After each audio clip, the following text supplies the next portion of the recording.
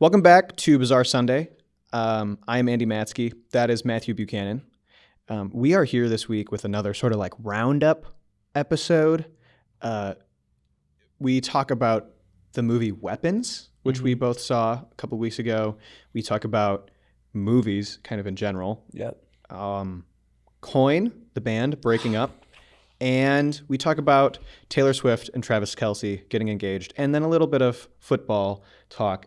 This episode is pretty random, but it's a lot of fun. Enjoy.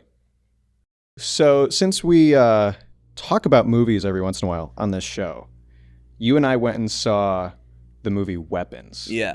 a couple of weeks ago. Yeah. And we really, spoiler alert, we really liked it.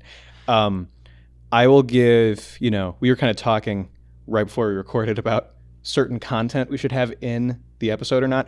I will say my warning with Weapons is if you feel like you have to ask somebody if you should watch it, you probably shouldn't. It's kind of our, early disclaimer. It earns its R rating. Yes. So if you have to ask to see Weapons, you probably shouldn't. Correct.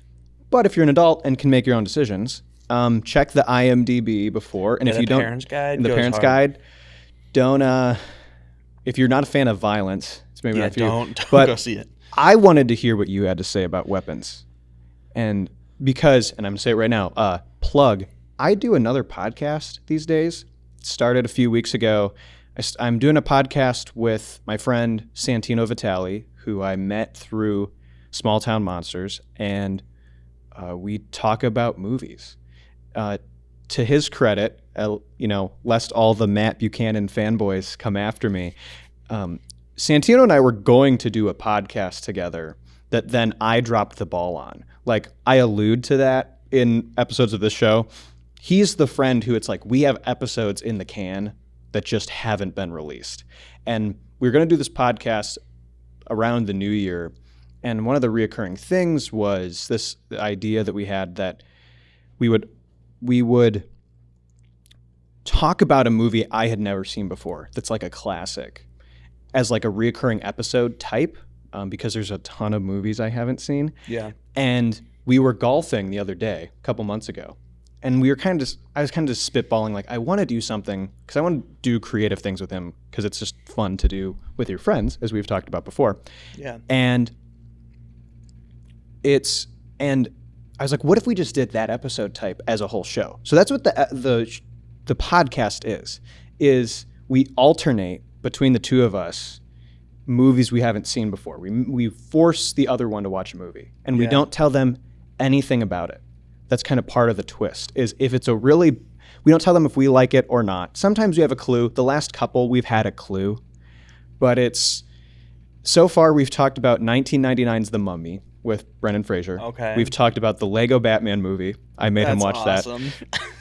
And we talked about Weapons, which is the episode that's out now. And then the episode that will be coming out is 2013's Prisoners with Hugh Jackman and Jake Gyllenhaal. That's awesome. And extra heads up, the next one will be the original 1954 Godzilla. Oh my gosh. Because Santino's never seen that. So it's a wide gamut of movies. Other movies that are coming one day will be Singing in the Rain, because I know he's never seen that.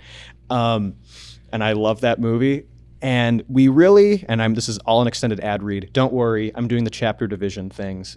And so you can get to Matt's Weapons review if you want to just get there. Perfect. But what's really neat is between the two of us, we know a thing or two about filmmaking, so we can really get in the weeds of why we like specific parts of the movie, the things that stand out to us, why we like them. But we're very intentional about then explaining ourselves in layman's terms.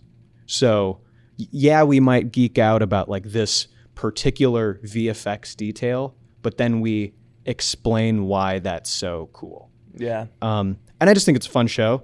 And I mean, it's a very different show than Bizarre Sunday. And that's part of what's funny to me about doing it is relatively speaking, this is so much more professional and put together, which It's crazy. is saying something. It's a lot more laid back. It's a lot more casual.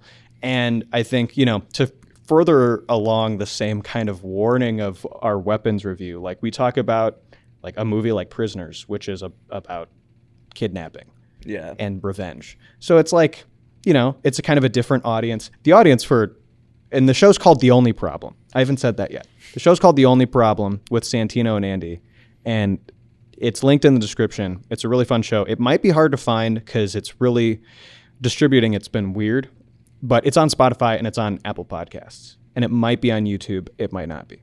I can't tell you, but it's linked below because searching for it's hard and confusing. So Yeah. check it out. It's a fun show. Very different than what we're doing here, but you see another side of me that you may not see on the show. The side where I'm really tired and struggling to put thoughts together about why I like certain shots in a movie. But that's the show. Matt's weapons review starts now. Yeah. I did not really know what I was getting into with going to see weapons because it was a very last minute thing. Because, there was some, we were going to go and do some other stuff. And then you were like, I wanted to go see this movie. And I was like, oh, I'll come with you. And I knew that Weapons was like a horror movie, but I didn't know to what extent. I hadn't seen much about it. So going in, I was very not knowing where it was all going to go. But I thought that it was really fun in a sense, as much fun as a horror movie can be. The aspect of breaking the story down into perspectives from different people that always kind of furthers the story along. And then you'll get a new part of the story and then you'll go to another person's perspective. Yeah. That'll just I really enjoyed that aspect. Definitely a tense movie pretty much the most of the way through the movie. You've got the first 15 to 25 minutes of context, and then the tense just kind of never leaves, which I kind of enjoyed that because once you're buckled in, and there's little bits of humor, but there's always that eeriness behind it, which I really enjoyed. Definitely would go see it again because I think I would handle it some of the scarier parts a little better. But I told my parents when to go see it. But my dad asked me beforehand, was like, hey, is your mom going to be able to watch it? And I was like, I don't know. Because in my mind, and spoilers, so please, spoiler. Yeah. This is your quick. You can skip ahead. The kids don't, they don't die, right? Yeah. But my mom doesn't do well with, anything happening to kids. As a mom, she struggles with that. But I was like, oh, she should be fine. Nothing, but apparently I was wrong. And anything happening to the kids was a little too much. So if you don't like anything happening in the horror realm coming to kids, it's probably not for you. That being said, it has a happy ending. It does. Well, it Kinda. does. No, it couldn't have much more of a happier ending. Yeah, it's as much of a happy ending as there could be. And I find that so interesting. I think it's such a fun movie because it is. I maintain that it is so it's a horror movie because it's a horror thriller, and it's what side does it lean to? And I definitely think it's horror just in content, meaning spoilers again. It's all because of a witch. Yeah. And what's really interesting, and spoilers for The Only Problem, talking about weapons, Santino told me this theory of the movie that is very interesting that I want to get your thoughts on. Because we kind of both were like, well, that was interesting, but what's it about? Because it sets itself up as, and I give a legitimate trigger warning, it sets itself up as a commentary on school shootings. That's the first 5 minutes of the movie. But then the movie veers off in such weird directions. Yeah. But what's an interesting idea, and I kind of need to go back and watch it again, is in that opening narration by the kid. The kid says something to the effects of if you look this up, you won't find this, is the story. Yeah. You'll see something else, or you won't even see the story. So what the kind of the fan theory could be is this is just the kid narrator's explanation of what happened, and it really was this. A shooter went in and shot up a classroom and left one kid. But it's the unreliable narrator of like wish fulfillment that, oh no, this is what happened. You know, it's not this terrible thing. It's this wild story of a witch who came into town.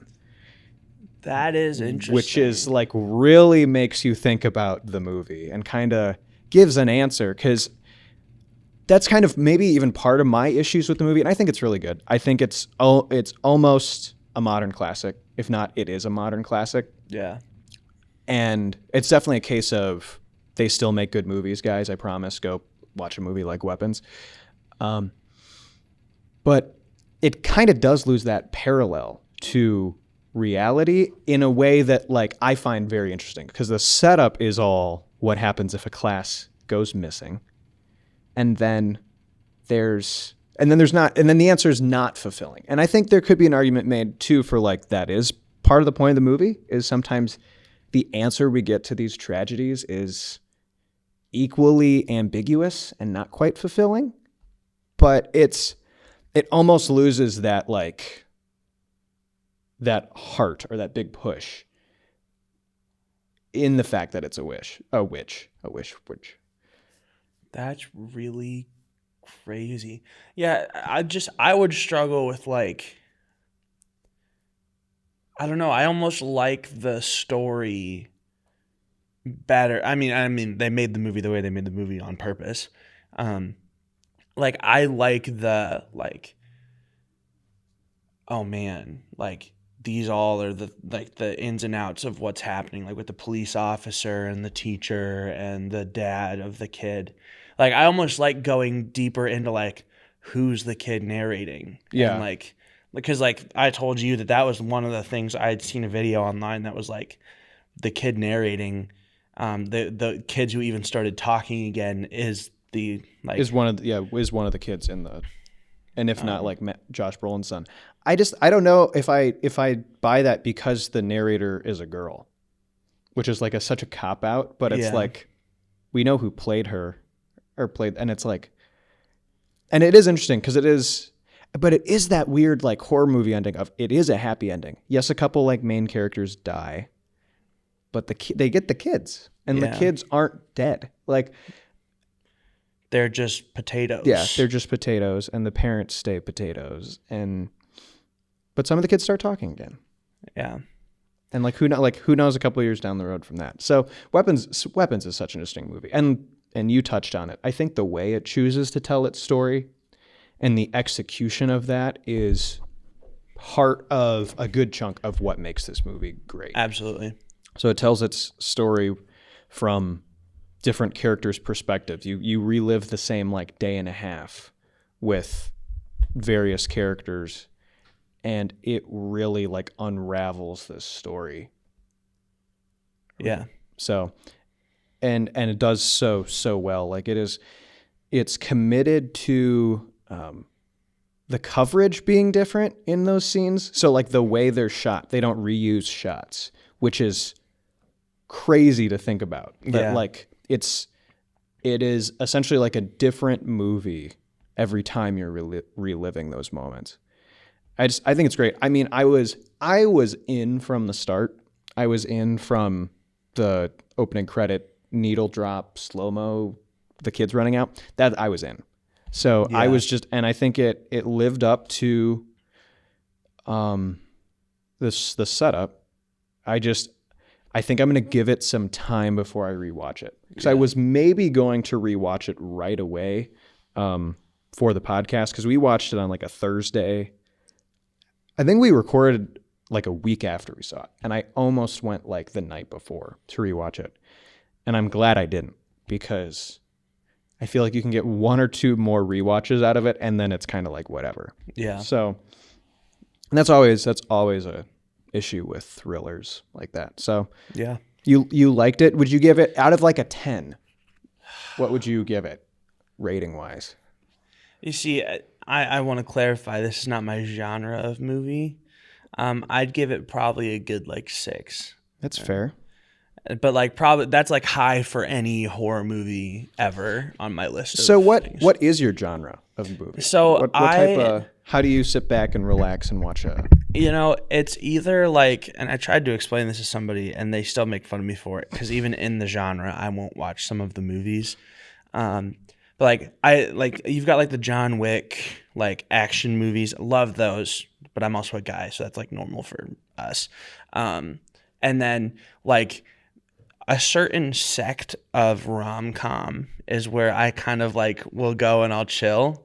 What described the niche What? for me? Describe the niche. Like, So I'm thinking like, so you've got like the Free Guy movie. Is that the movie? The Ryan Reynolds movie? No, not Gosling? Ryan Gosling? No, no. Free Ryan Guy- Reynolds, and it's the like video game. It might be Free Guy. I think you're right. It's that I think video you're right. game movie where he's like the blue shirt Yeah. NPC guy, and like he falls in love with the girl, but like there's still like the action. It still like leans way into the comedy part of it, but it's still got like that like aspect to it. That is something that I enjoy, and like that probably explains most of the niche of it. Okay. Is like leaning way more comedy, but still having the like, oh, that's cute. So do from you have time like to a time. top 3? You don't have to rank them, but like maybe top 5, like desert island picks. Like if you could only watch these movies. Okay. And this is on the spot. So First John Wick movie. okay. Nobody, the first movie. Okay. I still got to go see the second one. I want to see it so bad. Then, oh man, after that, you probably have like Infinity War. Okay. And that's where you lose me on those. I'm gonna say this because I know that somebody who we know hates it. The most recent Pirates of the Caribbean movie I really enjoyed. I haven't seen it. I actually have the only movie I've seen so far of your list is Infinity War. We got to change. We have to change that. See, there's a whole podcast of we have to change that's going on. We can bring you on. We'll do a crossover and we'll watch John Wick or something. Dude, that would be so amazing.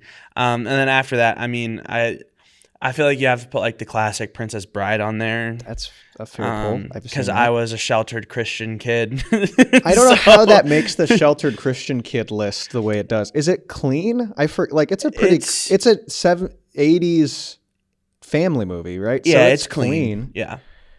I don't know, man. That's just it makes the lists, and I don't.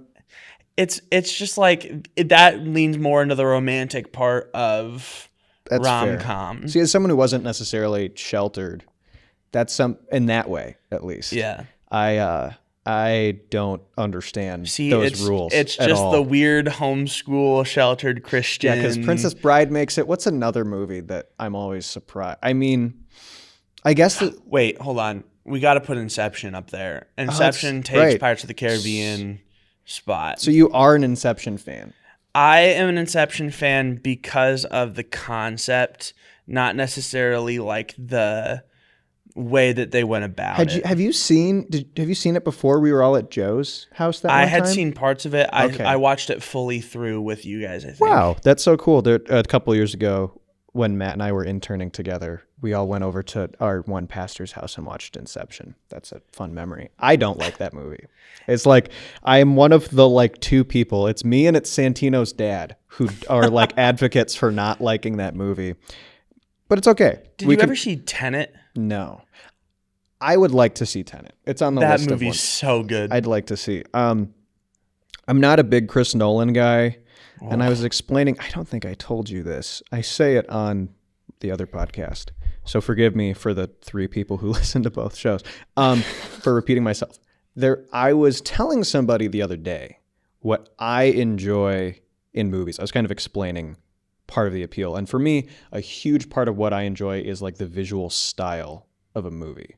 Not necessarily like what happens in the movie, but the way it's shot. Yeah. Is a big part of my enjoyment of movies, almost to a fault, right? If a movie is shot well, I'm in, and the content can be like mediocre, and I'll still be like, oh my goodness, I love this movie. Yeah. If it's shot in a way that's interesting, and even if it's old and shot in an interesting way, meaning like it's got nothing else, but it's an old B movie, but the guy who was behind the camera kind of knew what he was doing, I'm in. As much as anything else. And I was explaining that I think a lot of Chris Nolan's movies are shot the style of them is fairly plain. And I was saying that especially with Inception. And to like clarify, visually, Inception's a very interesting, cool movie. Yeah. I'm not going to say it's not, because I'm not crazy, right? Like with all the building stuff and you name it, like the architect stuff, it's very interesting that way. But stylistically, it's very plain. And a friend of ours told me that they think that's on purpose, because that like has to do with like, because the movie's constructed and it's in people's heads and it's yada, yada, yada. And I said to their face, and you're part of the problem. Like you're part of this is part of why I don't like Chris Nolan movies, is because his fans defend him that way, where he can shoot something in a almost boring way. And people are like, well, that's part of the point. And it's like, no, you're thinking too much about it. If you have to like, and there can be very plain, I mean, for instance, a ton of Marvel movies are shot very plain. They're like, they're widely criticized for mostly being just plain. And yet they're interesting visuals, but you don't think to yourself, oh, that's part of the creative decision. It's a studio wants movies that all look the same. And I think that's funny. But I mean, I don't hate Chris Nolan movies. I love the Dark Knight trilogy. And I love all three, which to say I love all three kind of makes me feel like I'm a crazy person sometimes. But yeah. So your top 5 is Inception, John Wick, Nobody, Princess Bride. What else did you say? Clearly, Infinity War. Infinity War. Oh, duh. That's what I just said. That's an interesting top 5. I don't know if I could give you 5. My favorite movie is No Country for Old Men. I don't know if you've seen it. You probably haven't. It's a thriller from 2008, starring Josh Brolin. Starring Thanos.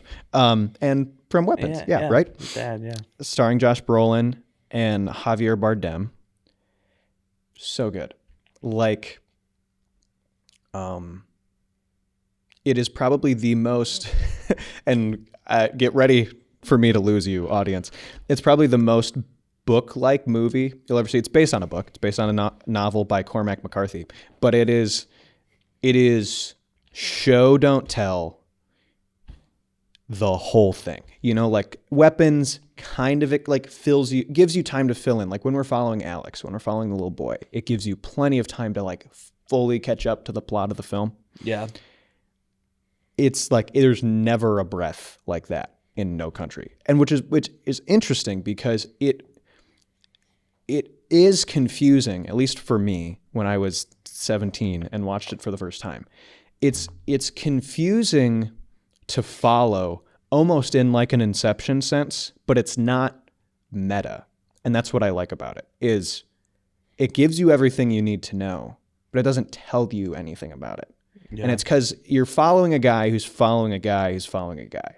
It's like this, and you're with all three of them. It's a chase movie, and you're with all three. And guy in the last in line thinks the guy first in line is doing all the stuff that the guy in the middle's doing, essentially. Yeah. And it's so good. It's so good. And honestly, if I was then to give other movies that are like in a top 5, I feel like it fluctuates so much. I was a big fan of Scott Pilgrim versus the World when I was in high school. I still am. It's probably the most comic booky movie you'll ever see. It's an Edgar Wright movie. It's really, really good. I'm a sucker for Godzilla movies, but I don't know if any of those are in my top 5. That's fair. I'm a big fan of, there's a movie from the 30s. It's called Detour. It's all of like an hour long, and it's a film noir thriller about a guy who is hitchhiking because his girlfriend moved, and it's so good. It's so good, and it's a cheap movie from the 30s, but it's so good. I love King Kong. I love the original King Kong. Original King Kong might be up there. Another movie from like 33. Great time in movies. I also, and I'll throw it in there, it's an honorable mention. It's and hey, you're getting a view of who I am. right now. It's an Edgar Allan Poe adaptation from like 32. You can see what Andy really likes movies. Is from almost 100 years ago. That's right around an hour long. That's Murders in the Rue Morgue. It's about a mad scientist who does experiments on this monkey, and the monkey, like ape, runs loose and kills people in Paris in the 1800s. Great movie with Bela Lugosi, the guy who played Dracula, the classic Dracula guy, is in it, and doing more than blah blah blah. It's great. And there's probably a bunch of movies that after this I'll be like, oh, I can't believe I didn't think of that. Yeah. Honorable mention that honestly would probably be up there, and I need to rewatch it before I would be too definitive, is Zodiac, the David Fincher film about the Zodiac killer, based on a book, some about literary adaptions. That's just a phenomenal movie. I'd be interested to have you watch that movie because it's another thriller, kind of like Weapons, that is just brutal, like makes you nervous, even though it's not like this gore fest. It's probably, if you add it all up, less violent than Weapons, but there's times in that movie where you are so nervous because of like the setting of what's going on. It's so good. And there's like incredible needle drops. There's a Marvin Gaye needle drop in that movie that's just one of the best. So that's been our movie discussion. You gave a very like quick top 5, and I gave you like 2.5 movies that I really like. It's all right. It's that way. Yeah, that's sometimes how it goes. Yeah. I used to be a pretty big movie guy, and I'm like getting back into it, and it's like a lot of fun, to be pretty honest. It's like a fun thing to do, especially when you have like people to talk to about it. Yeah. That's what, like, not to make this all just a commercial for that other podcast I do, but like that's been fun. It's like, oh, I'm gonna watch this and then I'm gonna talk to my friend about it. Yeah. Is like fun. Or like watching movies with Brett is like, that's fun. Then we talk about watching The Monster Squad or Van Helsing. We really are working through like the weird cheesy monster movies, which if you haven't seen The Monster Squad, whew, that's something. That's a classic. It's a classic. So you wanted to talk about Coin. Oh my! And this is where we are deciding to be PG. We're a PG show. Yeah. So Coin is this band. You want to? Hey, you take this. Yeah. Coin's a band. Coin's a band. No, Coin is like a pop punk band. Is like alt rock. The general. When you look them up online, and Google AI will give you the overview. They say that they're pop punk. I would say they're not, and they're more like that alt rock, or like that like surfer dude. Like they're almost surf rock, poppy, rocky stuff. But basically everybody will have heard one of their songs at some point in their life. They might not know it to be like, oh my gosh, I know the words to that song, but their song "Talk Too Much" is like a big song. They broke up back in January. Dang. Is when it first started. Because bad life decisions led to, the lead singer basically going, we can't have you in the band. So at first was the drummer, and then the electric guitarist a couple months later. And they were a trio. Yeah, it was a right? trio, but like they obviously had other musicians around them, but it was the trio that were the main personalities of the band. I'm upset because they're a great live band. Have you seen Coin? I never saw them live. I saw Coin in 2023, and they were really good. And that was before I was like into Coin at all. That's kind of what got me into them. I was at a festival right over there, actually, at Lakeland Community College. And it was their set, and it was like, wow, this band's really good. Yeah, their stuff, like, they were always critically acclaimed for their live performances being so good. Like, just the fact that they could put it together and put it out the way that they did was something that, like, I would see online and go, oh my gosh, I want to go see them so badly. Yeah. And I was really kind of hoping, because they were going to go on tour this summer, and they were going to come through Cleveland. So I was really hoping that I was going to be able to go see them. And then I was like, oh shoot, their tour got canceled. I wonder why. And then just like a week or two ago, I was like, Andy, I found out that Coin broke up, which was just such a bummer. But I have a lot of like emotional connection to a couple of their songs. And like we've even like over the last week or so been like, you're listening to the song that I'm also listening to. We literally had that happen because in Mourning, because I also didn't know Coin that well. I saw them live and I liked a few of their songs a couple of years ago. And so I listened to them when I was at work one day, and there was a song that really stood out. And we were over at our friend's house, and you were listening to it at the moment in your AirPod. That I was like, yeah, the song that really, I was laying on the couch like on my phone, and I was like, yeah, the song that stood out is Killing Me. And you went, no shot. And you like showed me your phone, and it was like, wow. Because you had just gone before that. You had said like, what is this song, in like a good way? Like, what is this? And then it was like, oh yeah, the Coin song that stood out to me was Killing Me. And it's which that shows you where I'm at right now. For those familiar with Coin. But yeah, so what other songs do you, Chapstick, Talk Too Much. Chapstick is so Chapstick's good. a good song. We listened to that yesterday at work. At work, I was like, we need to listen to the song. Yeah, I was listening to like one of their whole albums was just Uncanny Valley. Yeah, that's a good one. Is such a good album. They've got a song called Getting Older in there. I don't know if you've heard it. Familiar. You've got to listen to it because it was just good. Like objectively good music with like, like some questionable songwriting that's like really like, dude, you just went to like every, possible easy rhyme scheme imaginable. Hey, there's songs with easy, perfect rhymes that are extremely well written. Absolutely. They're such an interesting band because they fall into that genre where I feel like anybody can like them. Yeah. They're very popular with like my private Christian school friends. Yeah. But then when I went and saw them, they are like that.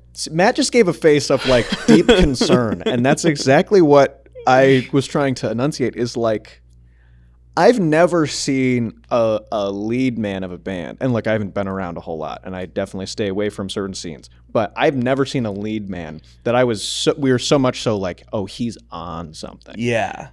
Look, maybe it's the performance. Mm-mm. No, it wasn't. Maybe it was just, he is just feeling it. Mm-mm. But it was the most like, okay. But then again, it's like I had a friend, and maybe this isn't the best example of like a Christian school. I have a friend who went to SMU, which is in Dallas. It's Southern SMU, Yeah. Roll Tide. And they performed there, and they performed, I think, at John Carroll too, which is that's not a Christian college. Yeah, it doesn't count. It's just so interesting to me that they're this like, they were so popular in such an interesting way, and kind of across, we were talking about being sheltered. Across divides of sheltered and unsheltered, somehow Coin makes it through to the like, oh yeah, I listened to Coin, which with a song like Chapstick. Yeah, Chapstick is not the song for sheltered Christian kids by any means. But no, yeah, they're definitely an interesting group. I mean, they were an interesting group. It's so sad. It is. But somebody told me that they sound like 5 Seconds of Summer, which was like, do you know 5 Seconds I know of Summer? they're one really, well, maybe I don't even know a popular song of theirs at this point, but I know some 5 Seconds of Summer. Somebody told me that they're just like that, like boy bandy, and I was like, no, you put some respect on Coin's name. I think they are though. No. I mean, they're poppy. Okay, so you're in that genre, and like, I'm not gonna hold back here. They're in that same genre of, and they're different. Don't get me wrong; these are two very different bands, but they're in that same universe of a band like Colony House, that they are pop music. Essentially, is what they are. But they're not like the boy bandy heartthrob, like we're talking about. Like, because when you Chapstick. Okay, Talk Too Much. Chapstick is a song but I'm talking about like Chapstick, but every song. for like 5 Yeah. seconds of summer. That's really what they do. Is like they make the music for the girls. That like I feel like Coin doesn't do that throughout all of their music. Because in Uncanny Valley there are so many different songs with like so many different parts of the genre of like growing up, heartbreak, just like it's not just the like heart-throbby and that's music. fair. That's where I'll like draw that line, because I also listen to a band like the band Camino, which has a lot of like the same like, you know, they are that like boy bandy, girls, you know, swoon over them, but in all reality their music also isn't just heart-throbby music. It's like they've got songs about growing up, they've got songs about living life and trying to just make it through. So I think that like that's where I draw the boundaries, because Five Sauce is just heart-throbby, swoon over me music. That's fair. I couldn't find what 5 Seconds of Summer song I knew. It probably was just a popular song when I was in high school. So y'all can do the math and tell me in the comments below. But because I don't have any liked songs of theirs, so I don't know. But yeah, I mean, and it's kind of tough when a band breaks up like this. It was so sad. Because they were good. You know Youngblood. Probably do. You know Youngblood. I probably do. Youngblood. So you want me. I probably do. But, okay, so other big news. Taylor Swift and Travis Kelce are engaged. First of all, Northeast Ohio represent. We did it. That's us. We made it out of the. We made it out. That's a east side of Cleveland guy right there. But what I think is hilarious, and I wanna go first. Forgive me. No. What I think is hilarious is already the very limited, because I'm not really online right now for like the last week. I've not really been online. What I think is so funny is the slow realization from mankind that there might be planned narratives in football. That's kind of what I feel like. And that's what I almost texted to that one group chat we're both in, was like, this sounds like it's just for the ratings and all that. It's like, you're just now realizing they do this because it's something you don't like. Now, I'm not saying that pro football is like pro wrestling or anything like that, but like the very idea that there could be some manufactured storylines here is annoying you so bad when this has probably been happening the whole time. And pro sports in general, right? There's always these storylines. And so the fact it's like, oh, here it is. And I don't even think it's that, because I think to say it's that, like this is to boost ratings, is just like, sure it might, but it's like, you really think, also it's a celebrity. I'm gonna cut myself off all these times. It's a celebrity marriage. So of course there's money involved and all of that, but it's like, and I just think it's hilarious. I don't care. Like, I don't care. What I will say is like the things that they've gotten has been like, you know, oh my gosh, I don't want to see Taylor Swift in my football games. But like in all reality, that is not on Taylor Swift for being there to like go and watch her boyfriend. And that's not on Travis Kelce for just freaking playing football. Yeah. So that's one of my things is like, oh, this is all state. I'm just going to try and be excited for two people who are, you know, taking what should be the right steps. Because if you're living together and you're sleeping together, you know, at least they're taking that next step into marriage. I just think, and look, I have no vested interest in saying this, right? But I think the whole Taylor Swift hate in general is hilarious. Like, I don't have the energy these days to really be that much of a hater. But hating on I forget who said this. It's some YouTuber, but like hating on something just because it's popular doesn't make you cool. No. Is like the biggest, and it's fun to mess with people. In the same breath, I also love to just mess with people. Matt can tell you that. I just love to mess with people because I do it to him. Like, I get it. But like, acting like this is the worst thing that could happen for football is so funny. And like, I don't know. And to your point, it's like that they're just going to show Taylor Swift. It's like, no, they're not. The math's been there that they don't. Yeah, especially towards the end of last season. Like, I think they heard the we don't want to see Taylor Swift. And so they, like, kind of stopped showing her around. Yeah. And, like, I think that was something I appreciated because, yeah, I'd like to just watch football. I don't want to see cutaways to Taylor Swift every 4.5 seconds. But also, like, you know, good for them. I'm excited for them. And I could not care less about it other than, like, the good job for doing, you know, what the moral thing is, even though you don't really care about that. Yeah, I also think man-to-man here for a second, not man-to-man to the audience. If you're going to be a Taylor Swift hater and you're ruling out everybody. Yeah. Is what I've learned. Good luck dating. Yeah, I've heard people say, very well-intentioned people say, like, oh, as long as they're not a Swiftie. You just ruled almost all of them out. You're going to have to 95%. You're going to have to start switching camps pretty soon in some way, like in one way or the other. But they all have you seen the numbers? They all like Taylor Swift, and that's just the way it is. So you don't have to be a Taylor Swift fan, but if you're saying, "Oh, never a Taylor Swift fan for me," good luck, man. There's a few of them out there. It can be a preference, but you can't draw the line in the sand because you're just not going to do well. You're really limiting your options. And it's just that's a funny observation I have. So do with that what you will. Yeah. I mean, I'm excited for him. I think, you know. Her caption was funny. That was like your English teacher and gym teacher getting married. Yeah, that was good. That was good. It definitely, did you see the actual ring? No. It's nuts. I bet. It is like, it's nuts. You should look up a photo. Yeah, I'll look it up right now. I just realized I have the information superhighway right here. It is Taylor crazy. Swift ring. Images. Oh, wow. It's nuts. It is nuts. Wow.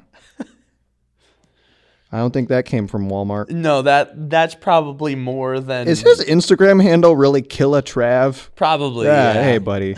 Hey, man. You know, I'm here for you, but wow. I think that because we play fantasy football, for those of you who do not know, I think Travis Kelce is going to go crazy this year and then retire and get married to Taylor Swift and stay a kept man for the rest of his life. And everybody be like, oh, man, I hate football. That's something, man. It's fun. Our fantasy app changed Travis Kelce's photo to him with then just the hand and the ring in it, which I thought was great. That is pretty great. That's hilarious. I've actually yet to look at my fantasy team. You should do something.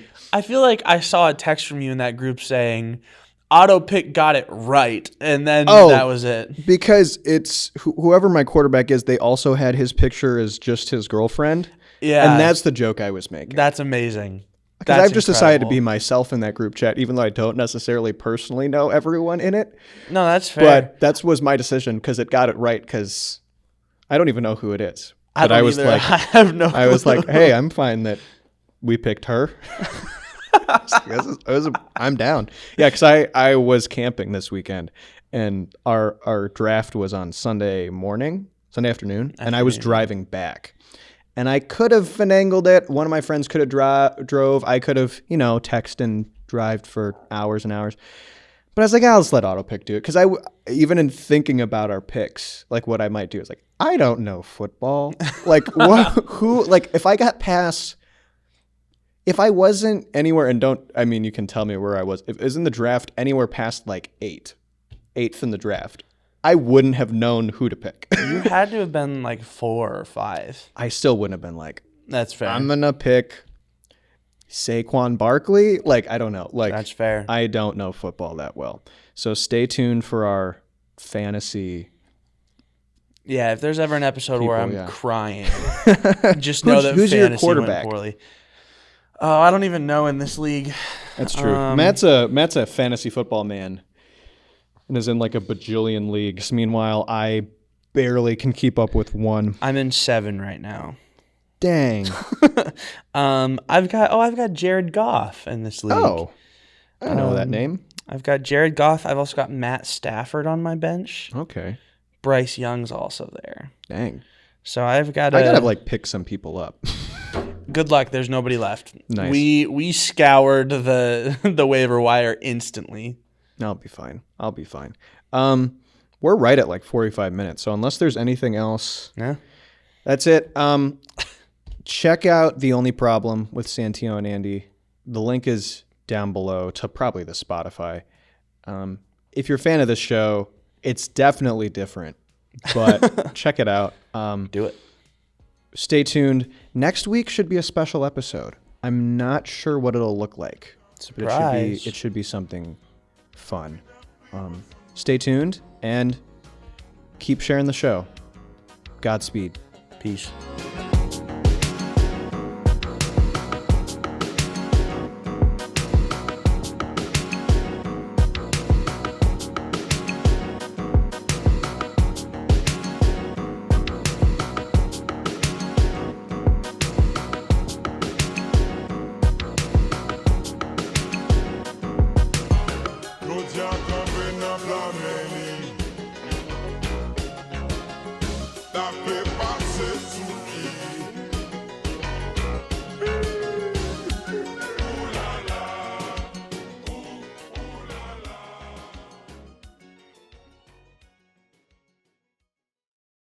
Every Sunday morning I'm in service. So I almost literally forgot what we were going to talk about just now.